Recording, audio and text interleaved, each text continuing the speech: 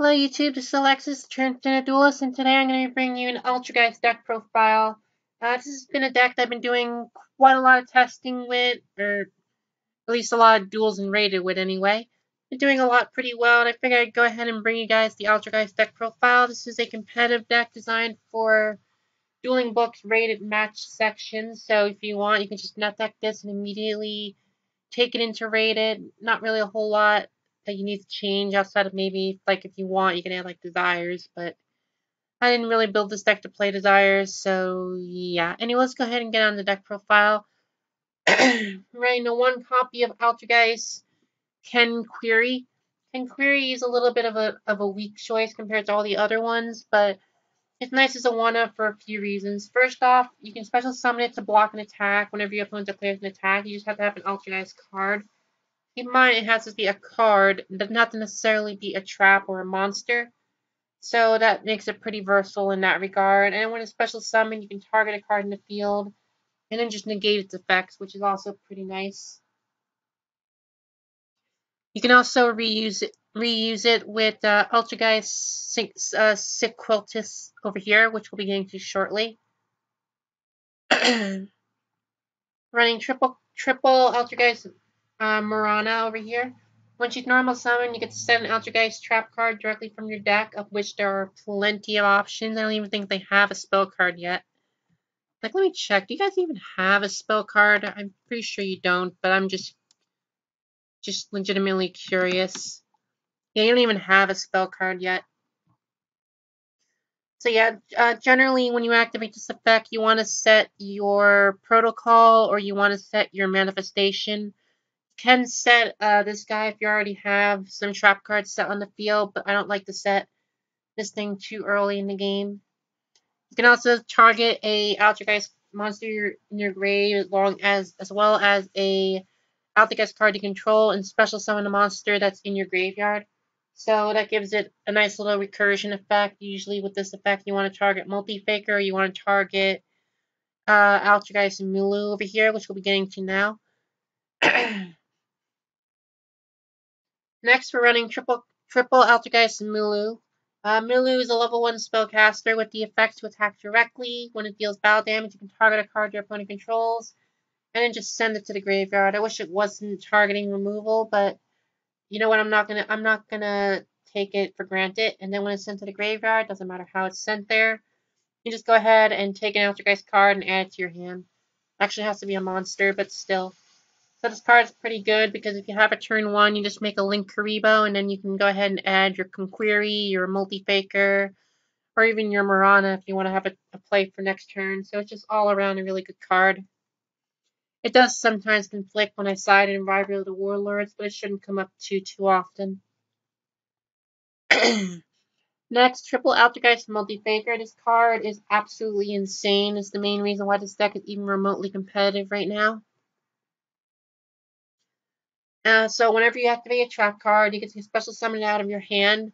And I just want to go ahead and get this out there. If you have Altergeist Spoofing, you can activate it, shuffle something, and then add it to your hand. And provided that you flip this immediately, activate the effect, you can actually special summon Multi-Faker should you search it via this effect. So keep that in mind. Very good combo.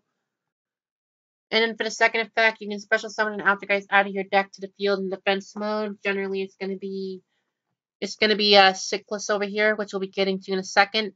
It also is a really good combo extender. It allows you to make your Hexia pretty easily, and it also just lets you get a lot of monsters on the field, so it's just no reason to run less than 3 of it.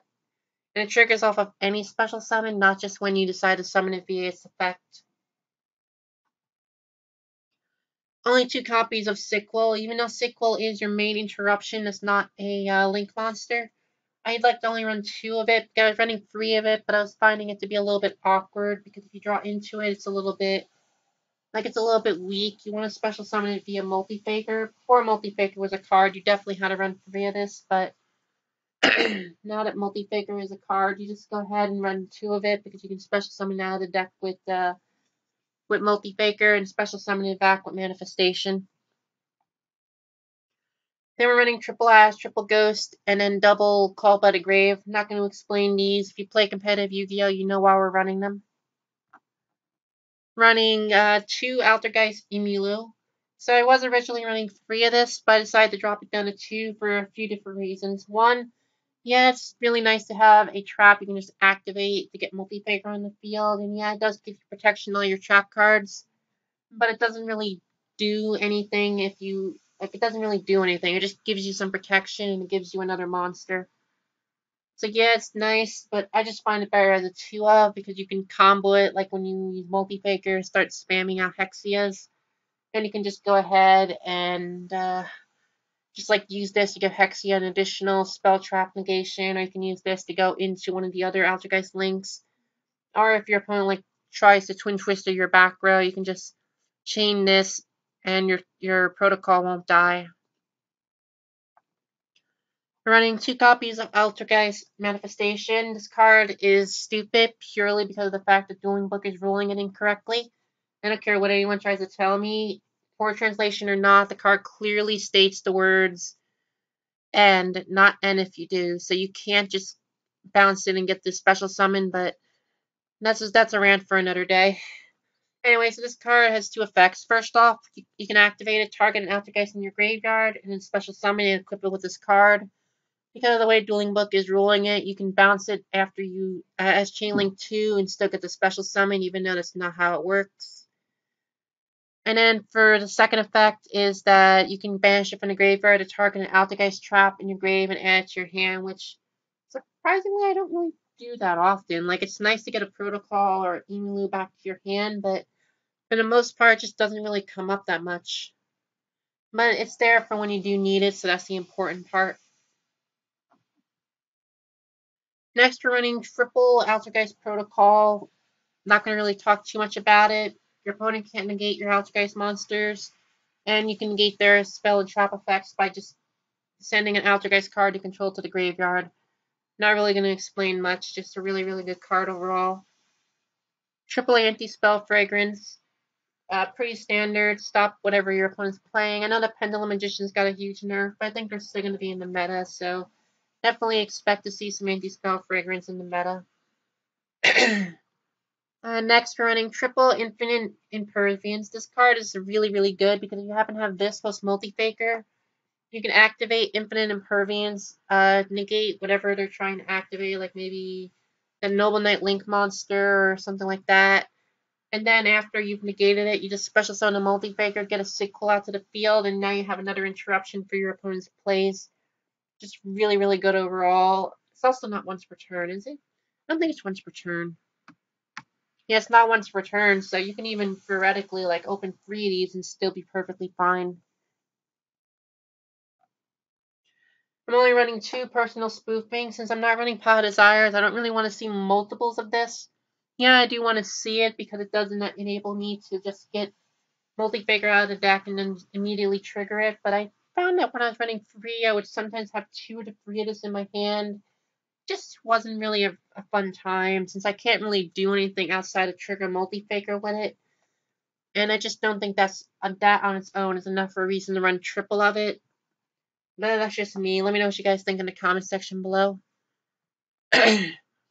Next, triple Trento Tribute. This is just here so that we have a reactionary trap that can clear the field, while also triggering Multi-Faker.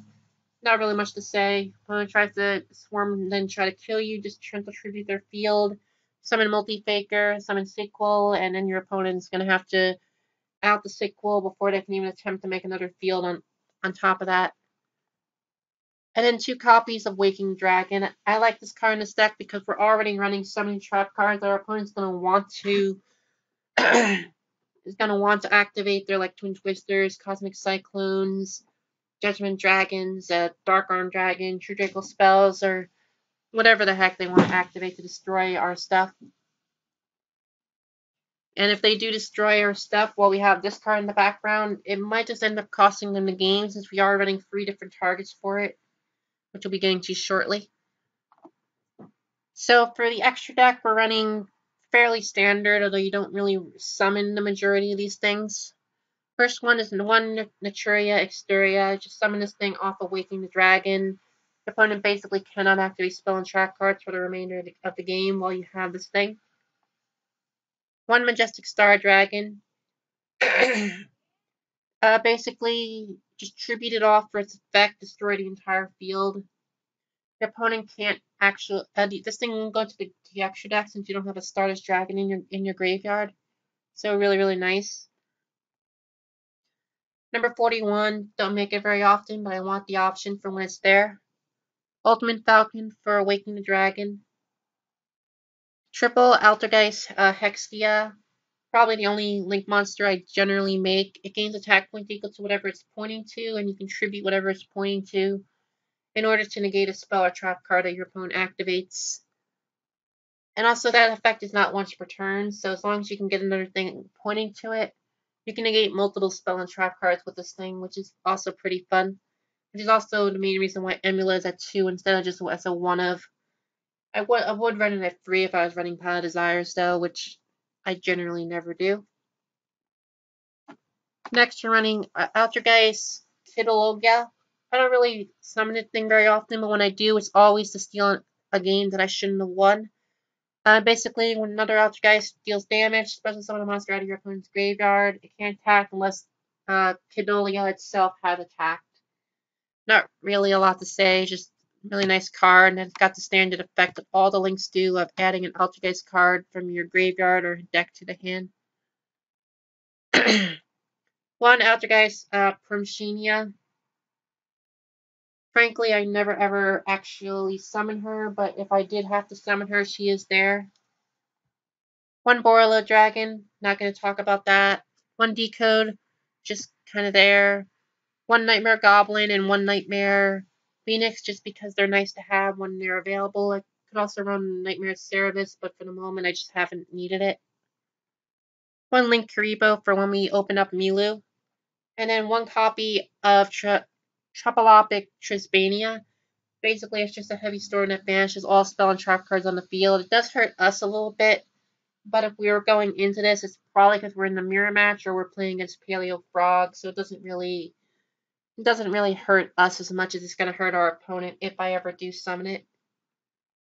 And then for the side deck, one Sickle, one Call by the Grave, Dark Hole and Raigeki, Triple Twin Twister, Imperial Order, Red Reboot. This is here exclusively for the mirror match or for when I'm dueling Paleo Frogs.